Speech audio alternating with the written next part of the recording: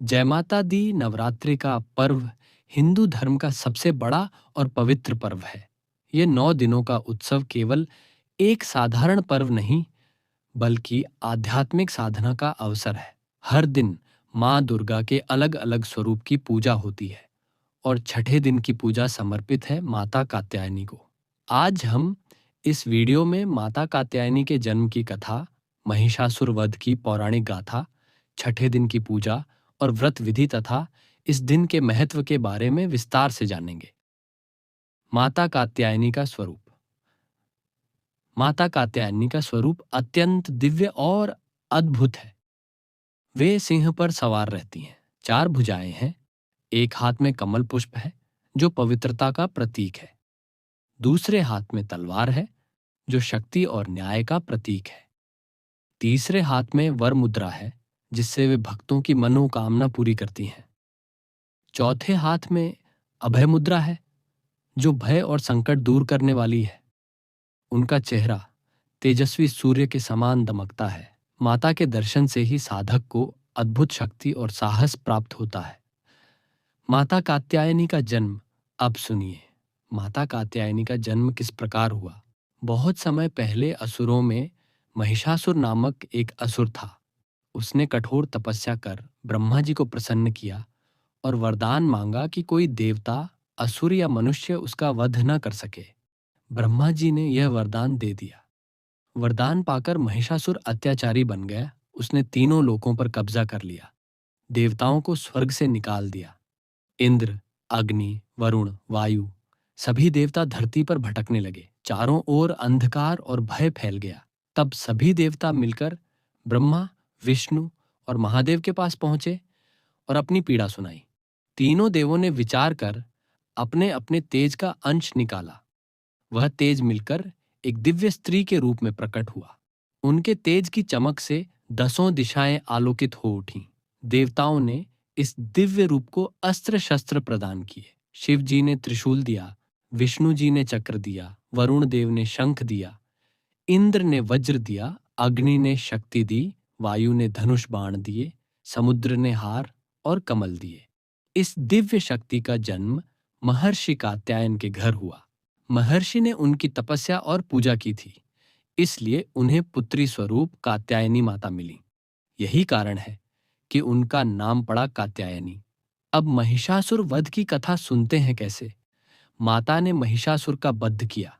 जब महिषासुर ने देखा कि एक नई शक्ति प्रकट हुई है, तो उसने उन्हें युद्ध की चुनौती दी। माता कात्यायनी सिंह पर सवार होकर रणभूमि में पहुंची। युद्ध कई दिनों तक चला। महिषासुर कभी भैंसे का रूप ले लेता, कभी मनुष्य का, तो कभी शेर या हाथी का। उसके मायावी रूप देखकर देवता भी चकित हो गए, लेकिन माता कात्यायनी ने हर रूप में उसका सामना किया। जब महिषासुर भैंसे के रूप में आया और युद्ध करने लगा, तब माता ने अपनी शक्ति से उसे दबा दिया।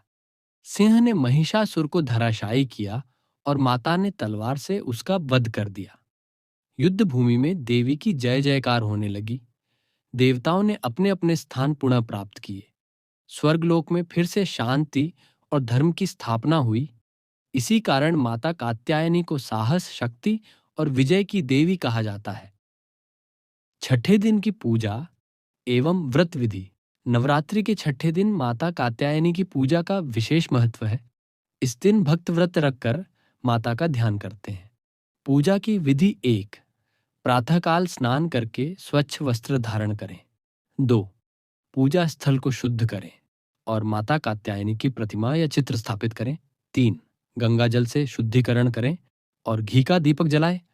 4, माता को लाल और पीले फूल अर्पित करें। 5, प्रसाद में शहद चढ़ाना अत्यंत शुभ माना जाता है। 6, एयम देवी कात्यायनी नमः मंत्र का 108 बार जप करें। 7, दिन भर उपवास रखें। 8, शाम को माता की आरती करें और श्रद्धा से कन्याओं को भोजन कराएं। व्रत का महत्व। अविवाहित कन्याओं को योग्य वर की प्राप्ति होती है।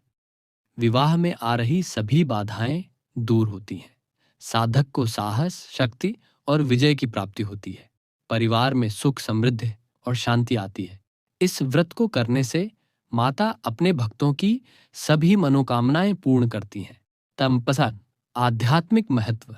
माता कात्यायनी केवल शक्ति की प्रतीक ही नहीं है, बल्कि वे धैर्य और आत्मबल का संदेश देती हैं।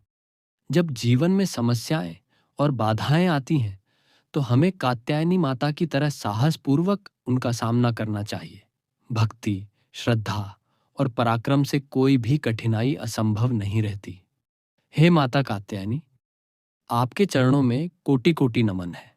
आप अपने भक्तों के सभी संकट हरे, सभी के घर परिवार में सुख, शांति और समृद्धि बनी रहे। आप सभी भक्तों को नवरात्रि की छठे दिन की हार्दिक शुभकामनाएं।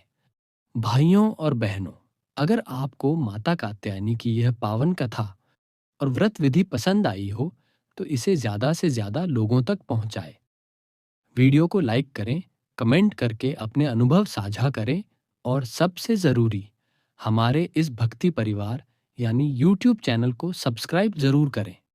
आपके एक एक सब्सक्राइब से हमारा हौसला और बढ़ेगा और हम आपको माँ दुर्गा, शिव शंकर और अन्य देवी देवताओं की और भी दिव्य कथाएं लेकर आते रहेंगे। तो मिलते हैं अगली कथा में।